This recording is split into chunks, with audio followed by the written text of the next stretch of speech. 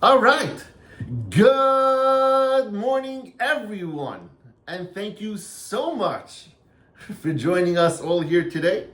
Today's shiur, I don't have my paper with me, so I'll see if I can remember myself by heart.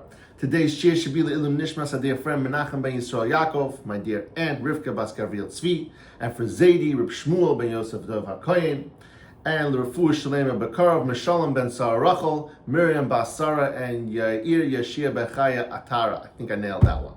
All right, we are on page 157 in the art scroll for those who are following along. And today, we are talking about misunderstanding what success actually means. So yesterday, in the last couple of days, we spoke about wealth for the sake of honor. And today, we want to explain a bit what it means success, how to go about it, how to have the thought process in it. And it breaks it down a few different levels, starting from someone who doesn't have enough to someone who has just enough to live, and how that thought process, the Bitachon thought process, should be when we're dealing with that. Now, he says at the beginning of this category, Rav Av said that a person should engage in work for the purpose of meeting his basic needs, right? And that's what Hashem promised us. And if Hashem decrees that he shall have more than that, Hashem is going to provide it without the person expending any extra effort on their own part, exerting themselves emotionally or physically, because if Hashem has decreed that they should have it, they're going to have it regardless. And so he says, now Rav Av addresses people who think that their financial prosperity is a result of the means which they obtained their fortunes. So if you're not yet on that level of Bitachon, understanding full-heartedly that all your financial needs come from Hashem and from Hashem only, and all you are required to do is do your basic ishtadlus. Doesn't mean being lazy, it doesn't mean not trying, it just means that you have to do your job. Whatever you're good at, whatever you found to do your job, be the best at your job. But don't start working 3 shifts a day, different jobs, and starting to put your mindset in the idea that the only way I'm making money is because of my handiwork, my work, the time that I'm putting into it. He says like this, sometimes you will find among the money seekers, people who are looking to amass wealth, someone who has achieved his complete financial goal, by way of the means that we mentioned above. Meaning, remember we spoke about the guy got into an industry that made sense for him. He got into commerce, or he's an artist, or he's a singer, or whatever it is, and he got into that and he found his success. Or someone who achieved his financial success through inheritance or some other similar means, meaning not by handiwork, but maybe he won the lottery, maybe he had like some big windfall, something like that. Such a person may think that the reason why he has wealth today is because of his work, is because of his inheritance or this windfall that he got. Now, such a person, and without these means of commerce or the inheritance that he earned, however he earned his riches, he thinks that without those catalysts, without his parents dying, without him having this big company, he would never have been this wealthy person. He would not have gained any of the wealth that came to him, meaning that he thinks that his chosen occupation, or whatever it is what made him wealthy. And he thus praises the means instead of the cause behind the means. What does that mean?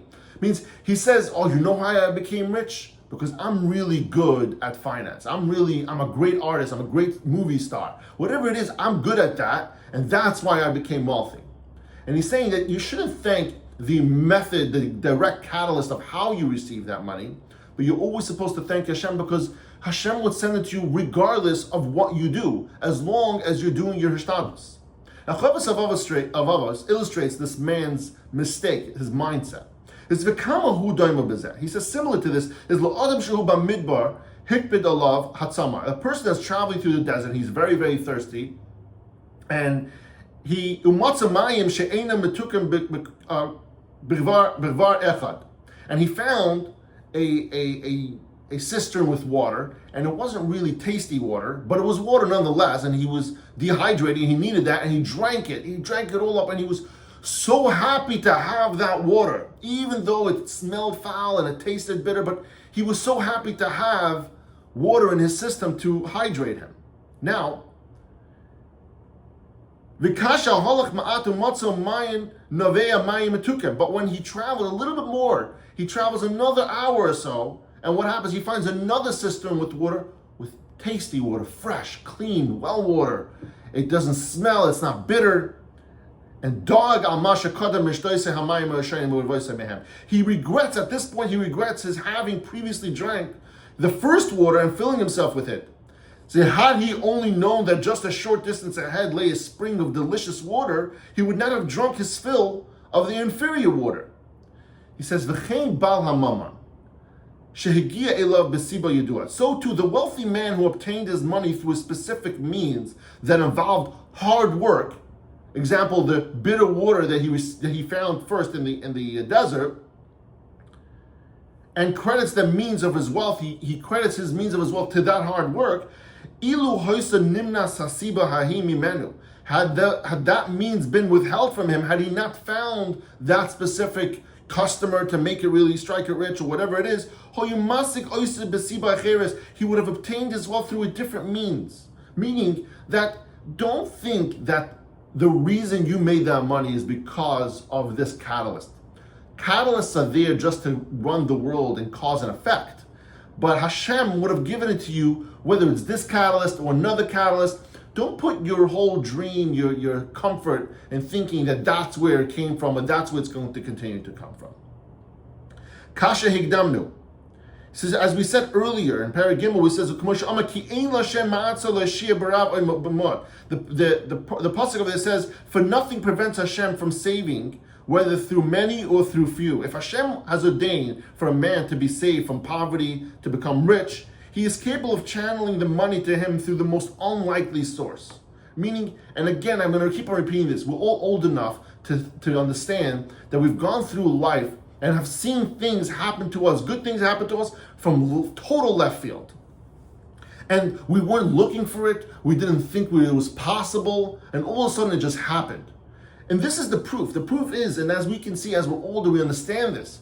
We could see that we just have to do our part. Our part is our shtadlus. Our part is to be a good yid.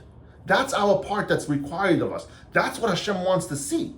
But at the end of the day, the Hashem is going to channel his success to you, whether it's money, whether it's children, whether it's a shidduch, whether it's your health, whatever it is that you need, Hashem is going to channel it to you however he wants. You just have to go about that in what makes sense. You go to a doctor if you're not feeling well. You look for a job and work hard. You're going to work, not work hard, work if you need money. And yes, you have to call a shotgun if you need a shidduch. All those different things you need to do, but that's your hishtadlus that you're required.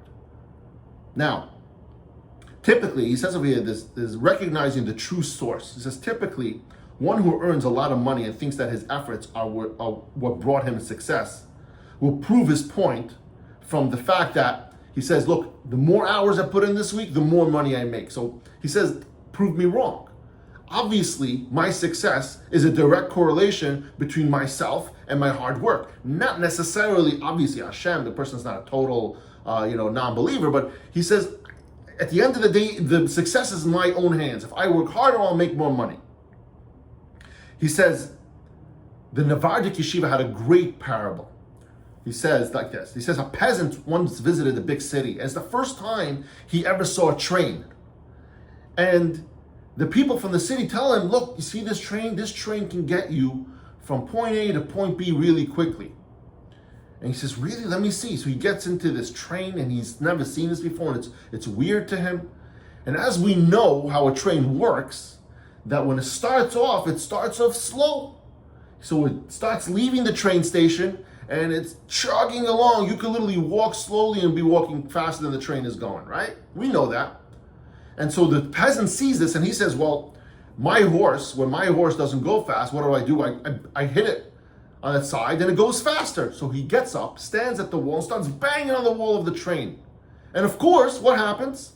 the train starts moving faster, because we understand the concept of a train that it takes some time to build up steam to get to the speed that it needs to be. And he keeps hitting it, and the more he hits it, the faster the train goes, and he's so happy with the process. He's so happy with the result. He says, it's just like my horse. You see, I gotta beat it.